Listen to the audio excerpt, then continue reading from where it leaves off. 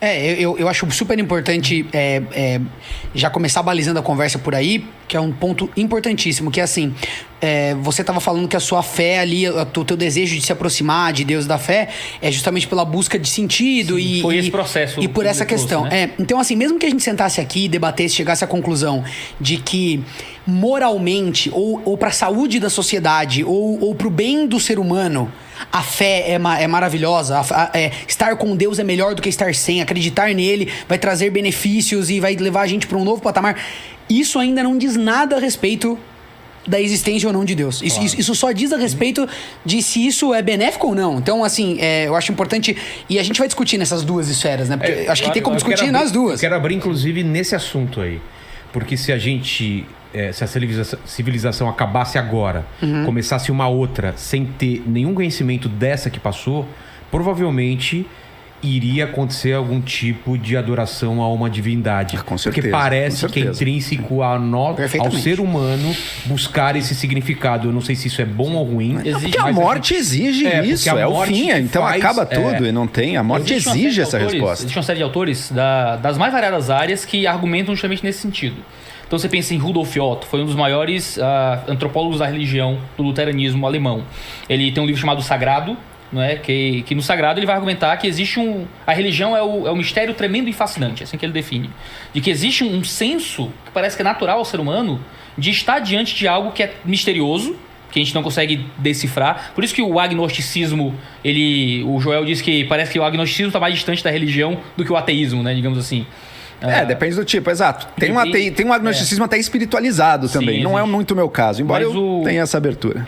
Mas a gente tem um tipo de... Parece que é intrínseco. Existe uma coisa misteriosa além da gente. A vida parece ter um tipo de significado além de nós. E isso é tremendo, isso é fascinante. Isso parece um impulso natural. Você pensa em Victor Frankl... Só te interromper uma coisa. Sim. Será que não é porque o ser humano...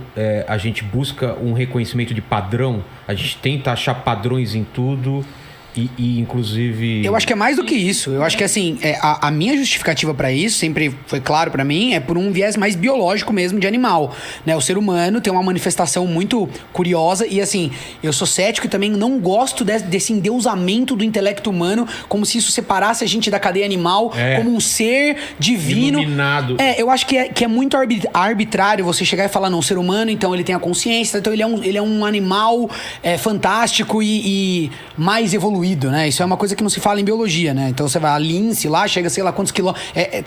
Vários animais têm processos fantásticos que não a consciência. Então é meio isso. Eu acho que vem dessa visão do ser humano no centro do universo, essa supervalorização do ser humano também, isso de colocar o nosso intelecto numa posição muito privilegiada. Mas sim, é uma manifestação muito diferente no mundo, né, animal. E justamente por conta disso, num processo caótico, os seres humanos sempre vão buscar justificar tudo.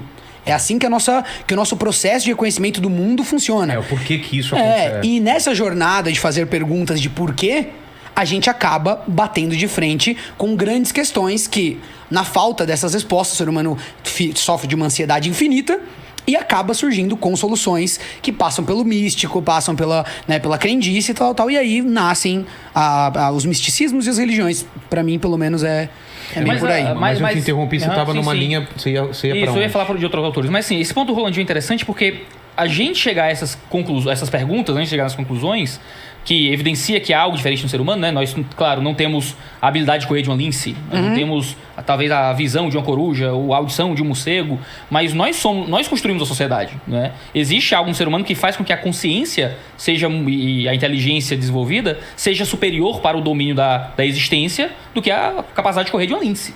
Superior, né? Superior no sentido de sobrevivência, de controle, de domínio. Será? Né? Existem zoológicos... Sim, mas não das baratas. Das baratas, das baratas, não tem das barata formigas. me matando de chinelada. Não, entendeu? mas... Existe zoológico de animais construídos por seres humanos e não o contrário. A gente domina o mundo. Mas eu não quero parar nisso. Não estou dizendo se isso é bom ou ruim. Eu não quero parar nisso, mas eu acho que o ser humano... Tem mais mosquito matando homem que homem matando mosquito nesse mundo. Perfeitamente. E tem mais número de formigas, por exemplo. O que eu quero dizer é que a gente vê... Não que isso seja um ponto, não que isso seja uma coisa... Mas eu acho que é um ponto. Eu acho que é um ponto importante. Eu não tenho hora pra ir embora. conversa que Eu acho que é um ponto importante, sim, porque a gente recorta o mundo pela visão do ser humano. Então, na nossa visão, a gente tá dominando.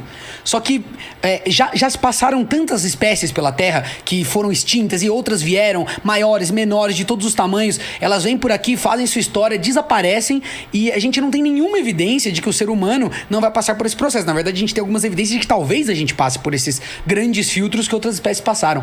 Então, o meu pensamento vem muito nesse sentido. Mas será que a gente não chegou num ponto muito mais avançado do que um dinossauro, de alguma coisa, da gente ter consciência da nossa própria morte? Do que um dinossauro, sim, mas do que uma formiga ou uma barata, talvez não. Não, mas veja, tem uma coisa, é uma coisa única do ser humano isso. A gente tá aqui pensando.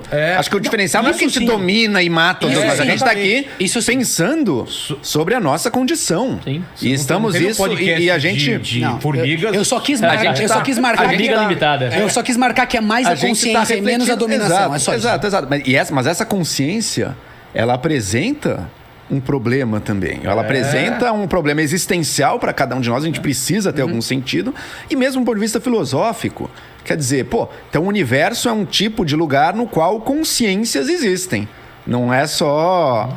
Podia ser só pedras rolando por aí, ninguém nunca ia pensar sobre absolutamente nada, não haveria pensamento, não haveria nada. Não, existe pensamento no universo.